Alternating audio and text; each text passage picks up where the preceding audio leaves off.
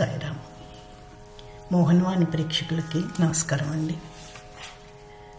ఏకాదశి సూత్రాల్లో ఈరోజు 4వ సూత్రమైన నా భక్తులకు రక్షణము నా సమాధి నుండి లభించును.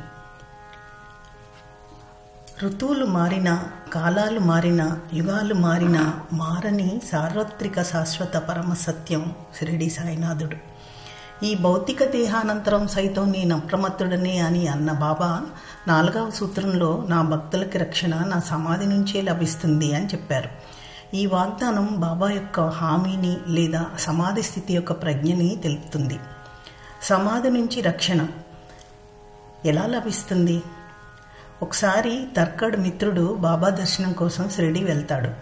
బాబా దర్శనం చేసుకుని పరమానందం పొందుతాడు. తిరిగి బొంబాయికి వెళ్ళిపోయేటప్పుడు బాబా సెలవు కోరుతూ కన్నీళ్ల పర్యంతం అవుతాడు, బాబాను విడిచి వెళ్ళలేక. అప్పుడు బాబా, పిచ్చివాడా, ఎందుక ఏడుపు? నేను నీతో బొంబాయిలో లేనా అని అతని కళ్ళల్లోకి కొద్దిసేపు చూసి, నీవెక్కడ ఉన్నా నన్ను చూడగలవు, విశ్వమంతా వ్యాపించిన నా పలుకులను వినగలవు, సమాధి నుండే నేను అన్ని కార్యాలు చేయగలను అని అంటారు. సమాధి నుంచి అని బాబా తను ఉండగానే ఎందుకన్నారు?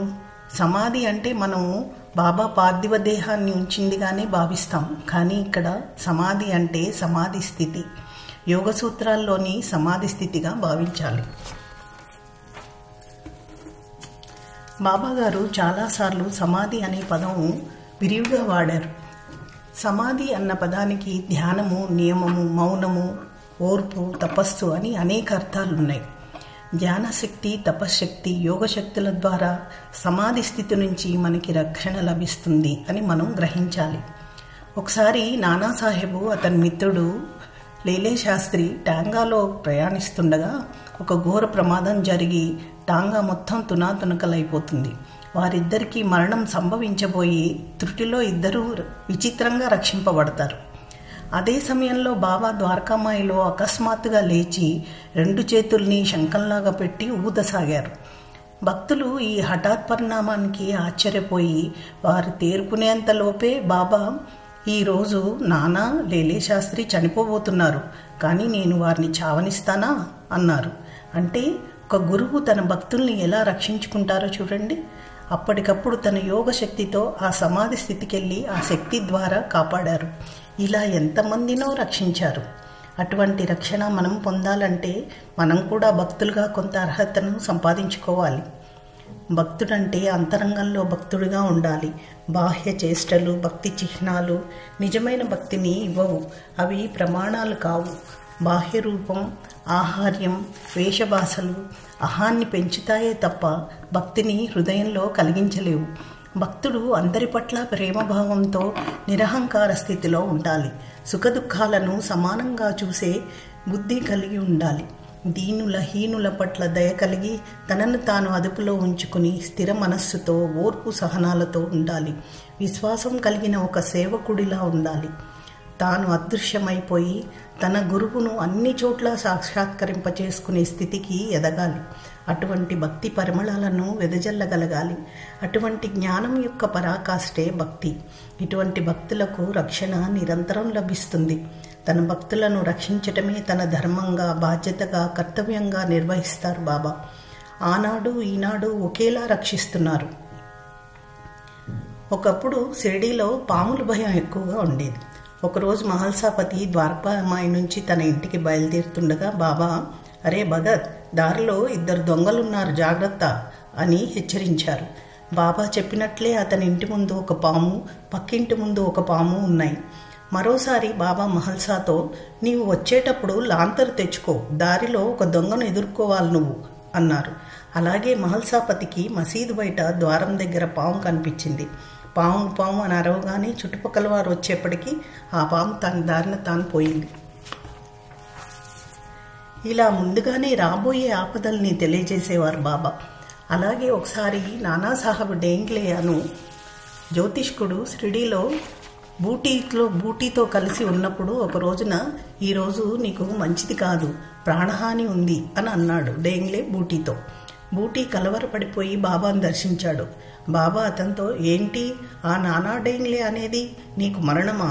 మృత్యువు నీ దగ్గరికి ఎలా వస్తుందో చూస్తాను, ధైర్యంగా ఉండు, మృత్యువేం చేయలేదని అతనికి చెప్పు అన్నారు బాబా. ఆ సాయంకాలం బూటికి దారిలో పాము కనిపించింది. బూటి నౌకరు కర్ర తెచ్చి కొట్టేలోపే ఆ పాము పారిపోయింది. బాబా అభయం గుర్తుకు వచ్చి బూటికి సంతోషం అనిపించింది. ఇలా ఎంతోమంది భక్తులను ముందుగానే హెచ్చరించి ఆయన రక్షణని కల్పించారు. సమాధి అనంతరం కూడా అలాగే కొనసాగిస్తున్నారు. 1926 సంవత్సరం దీపావళి పండుగ నాడు శాంతారాం బల్వంత్ నాచ్నే కొడుకు 8 ఏళ్ల సాయినాథ్ ప్రమాదానికి గురి అయ్యాడు. కాలుతున్న బాణాసంచా అతని దుస్తులపై పడింది.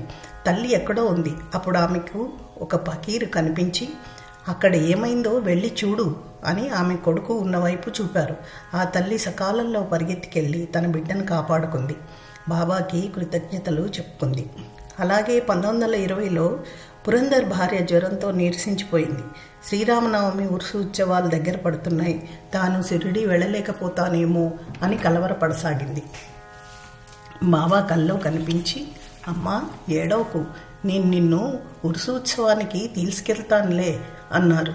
ఉదయం లేవగానే భర్త పురందరేతో ఈ విషయం చెప్పిందామె. తర్వాత కొంచెం నెమ్మదిగా అనిపించింది. కానీ శ్రీరామనవమి నాడే ఆమె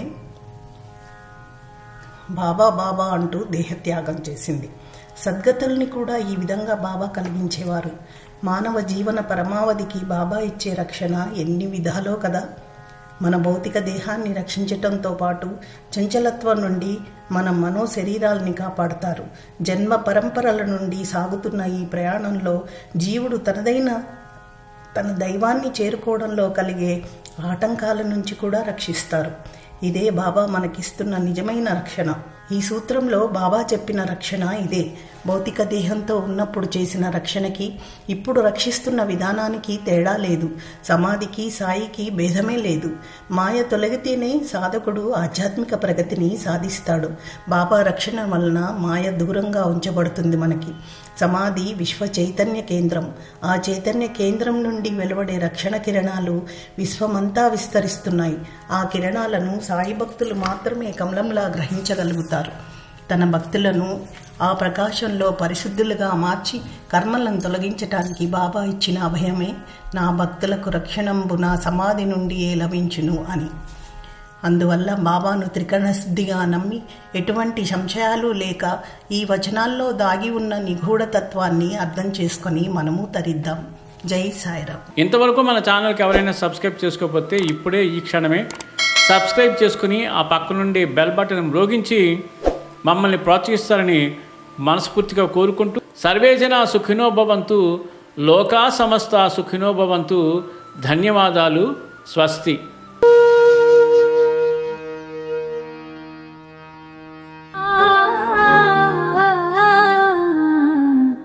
మోహనవా